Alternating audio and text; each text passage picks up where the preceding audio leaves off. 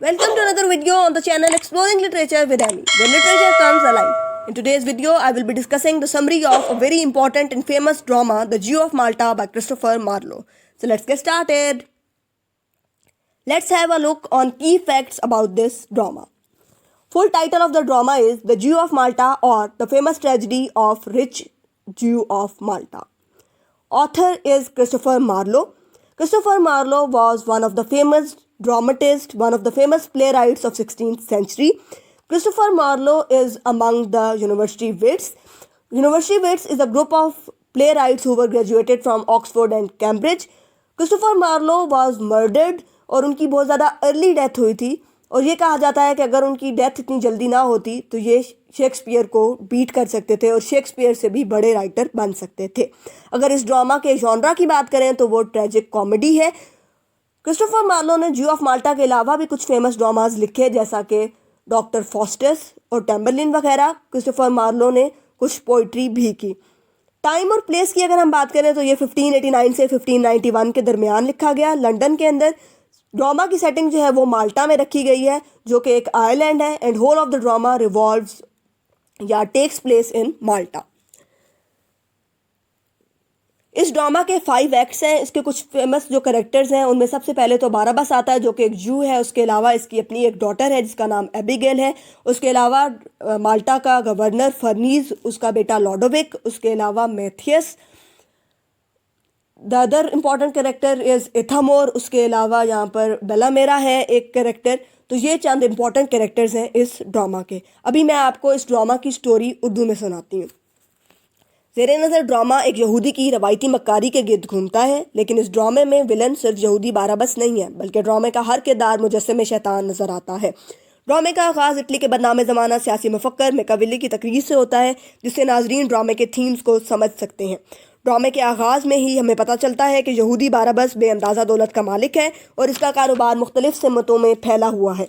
इस तारफ़ी सीन के दौरान ही बाराबस को माल्टा के गवर्नर फर्नीस की तरफ से एक मीटिंग में शमूलियत का पैगाम आता है, लेकिन बाराबस इस पैगाम को नज़रअंदाज कर देता है। ताहम वो अपने मकराना जहन की बदौलत समझ जाता है कि इस मीटिंग का ताल्लुक़ खिराज से है, जो माल्टा की रियासत ने 3 साल से तुर्कों को अदा नहीं किया। तुर्कों ने भी इस खराज का मुतालबा 3 साल तक न किया, ताकि खराज की रकम इतनी बढ़ जाए कि माल्टा की छोटी सी रियासत इसे अदा न कर सके और आखिरकार इस पर कब्ज़ा किया जा सके।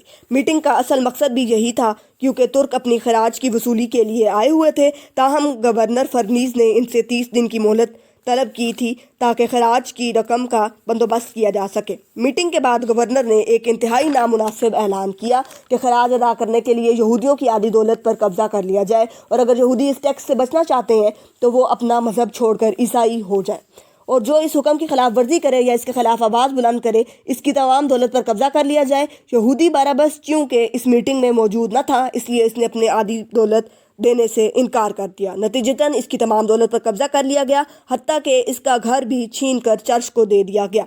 यहूदी बाराबस ये सब इंतहाई गैर मुतवक्का महसूस करता है, चुनांचे उसने ईसाइयों से बदला लेने की ठानी और अपनी बेटी एबिगेल को कहा कि वो इस घर में जाए जो गवर्नर के हुक्म पर इनसे हत्या लिया गया था और चर्च को दे दिया गया था, और ये बहाना करे कि वो ईसाई मज़हब इख्तियार करके नन बनना चाहती है। दरअसल यहूदी ने इस घर के सहन में काफ़ी ख़जाना छुपाया होता है, और वो अपनी बेटी को इस तरह इस घर में भेजकर वो ख़जाना हासिल करना चाह रहा होता है। एबिगेल अपने बाप की हिदायत पर अमल करते हुए ईसाई मज़हब इख्तियार करने का ड्रामा करती है और रात की तारीकी में तमाम दौलत निकाल कर अपने बाप के हवाले कर देती है। यहूदी की बेटी एबिगेल को माल्टा का एक नौजवान मैथियस पसंद करता है और वो इससे शादी की ख्वाहिशमंद होता है।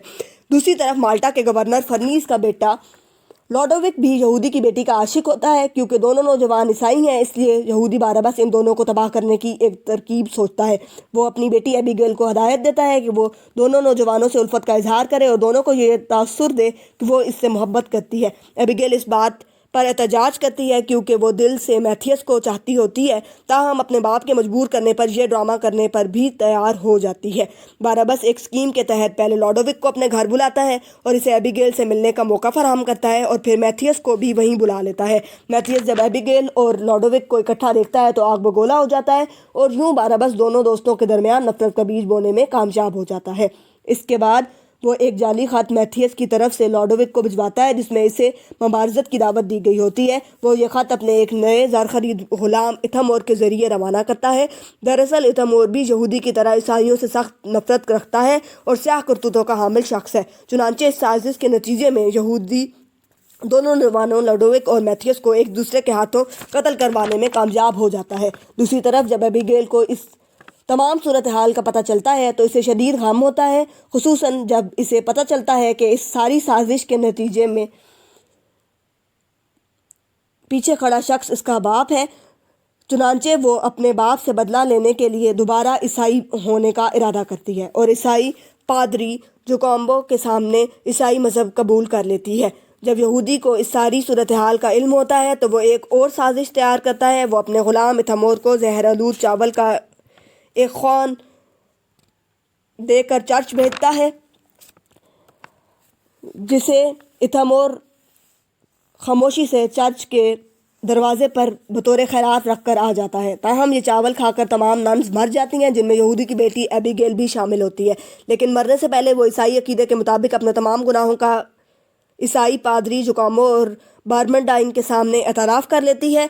اگرچہ اس اعتراف گناہ کو خفیہ رکھا جاتا ہے، لیکن دونوں عیسائی پادری اب یہودی کو بلیک میل کرنے کا منصوبہ تیار کرتے ہیں، لیکن یہودی کیونکہ ان سے زیادہ ہوشیار ہوتا ہے اس لیے وہ بھی ایک سازش تیار کرتا ہے۔ وہ ان عیسائی پادریوں سے کہتا ہے کہ وہ یہودیت چھوڑ کر عیسائی مذہب اختیار کرنا چاہتا ہے اور جو کوئی اسے عیسائی بنائے گا وہ اس پادری کو اپنی آدھی دولت دے گا۔ اس پر دونوں پادری اسے عیسائی بنانے پر مصر ہوتے ہیں اور ایک دوسرے سے لڑنا شروع کر دیتے ہیں۔ تاہم یہودی ان کو منع کرتا ہے اور جوکومبو سے کہتا ہے کہ وہ رات 1 بجے اس کے گھر آئے اور اس سے تنہائی میں ملے۔ جوکومبو کے جانے کے بعد یہودی اور اس کا غلام اتھمور پادری باربنٹائن پر حملہ کر کے اسے مار دیتے ہیں۔ اس کے بعد وہ اسے لاٹھی کے سہارے کھڑا کر دیتے ہیں، جس سے یوں محسوس ہوتا ہے کہ پادری زندہ کھڑا ہے۔ مقررہ وقت پر جب جوکومبو یہودی کے گھر داخل ہوتا ہے تو اس کی نظر باربنٹائن پر پڑتی ہے۔ وہ سمجھتا ہے کہ شاید دوسرا پادری اس پر حملے کے لیے کھڑا ہے، چنانچہ وہ اپنی لاٹھی باربنٹائن کے سر میں مارتا ہے، جس سے باربنٹائن جو پہلے ہی مرا ہوتا ہے نیچے گر جاتا ہے۔ اسی اثناء میں یہودی اور اس کا غلام اتھمور داخل ہوتے ہیں اور شور مچا دیتے ہیں کہ جوکومبو نے باربنٹائن کو قتل کر دیا ہے۔ چنانچہ جوکومبو کو عدالت کی طرف سے پھانسی کی سزا ہو جاتی ہے۔ اس دوران اتھمور ایک طوائف بیلامیرا کے حسن کا اسیر ہو جاتا ہے۔ بیلامیرا ایک لالچی عورت ہے جو اتھمور کو کہتی ہے کہ اگر اسے یہودی کا کوئی راز معلوم ہے تو وہ بلیک میل کر کے اس سے رقم کا مطالبہ کرے۔ چنانچہ اتھمور ایک خط بیلامیزا کے نوکر پیلابیزا کے ذریعے بھیجتا ہے اور یہودی سے رقم کا مطالبہ کرتا ہے۔ اس طرح وہ بار بار پیسوں کا مطالبہ کرتا ہے اور یہودی کو بلیک میل کرتا رہتا ہے۔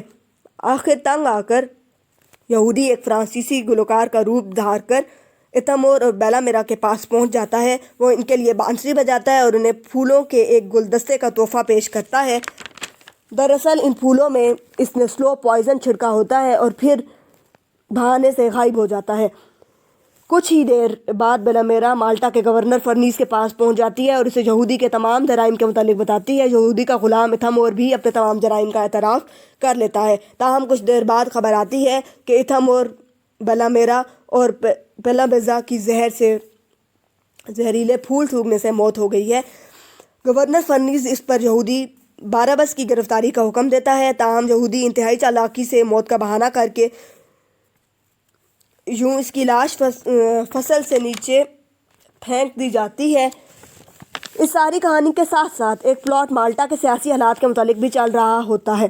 ہمیں پتہ چلتا ہے کہ مالٹا کے گورنر کو اسپین کی طرف سے ترکوں کے خلاف مدد کی یقین دہانی کروائی جاتی ہے تو وہ ترکوں کو خراج دینے سے انکار کر دیتا ہے۔ اس پر ترک مالٹا پر چڑھ دوڑتے ہیں اور مالٹا کا محاصرہ کر لیتے ہیں۔ اسی محاصرے کے دوران انہیں باراباس کی لاش ملتی ہے جو رسم بننے کا بہانہ کر رہا ہوتا ہے۔ باراباس اب ترکوں کو اپنی مدد کا یقین دلاتا ہے اور اس کی مدد سے ترک ایک خفیہ راستے کے ذریعے مالٹا میں داخل ہو جاتے ہیں اور مالٹا پر قبضہ کرتے ہیں۔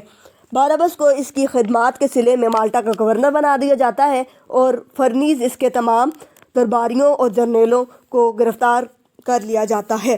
اب باراباس ایک اور چال چلتا ہے۔ وہ فرنیز کو قید سے نکلواتا ہے اور اس کے سامنے تجویز رکھتا ہے کہ وہ تمام ترک فوجیوں کو مروا دے گا اگر اسے ایک کثیر مقدار میں دولت دے دی جائے۔ فرنیز اس کی تجویز قبول کر لیتا ہے۔ اپنے پلان کو عملی منصوبہ بنانے کے لیے باربس ایک دعوت کا اہتمام کرتا ہے جس میں ترک جنرل کیلیمیت اور دوسرے ترک فوجیوں کو دعوت دیتا ہے۔ دراصل وہ دعوت کا اہتمام ایک گہری کھائی کے اوپر کرتا ہے اور فرنیز کو کہتا ہے کہ جیسے ہی بگل بجے وہ اس رسی کو کاٹ دے تاکہ کھائی کے اوپر جمائے گئے تختے ہٹ جائے۔ ایک ترک کمانڈر بما فوجیوں کے اس میں گھر جائے۔ تاہم فرنیز بھی ایک چال چل رہا ہوتا ہے کیونکہ وہ باربس کی خصلت سمجھ چکا ہوتا ہے۔ چنانچہ ترکوں کی آمد کے ساتھ جب باربس انہیں آگے آنے کی دعوت دے رہا ہوتا ہے، فرنیز رسا کاٹ دیتا ہے اور یوں یہودی اپنے انجام کو پہنچتے ہیں۔ This was all about this play, The Jew of Malta. I hope it's clear. Like and share the video and don't forget to subscribe the channel.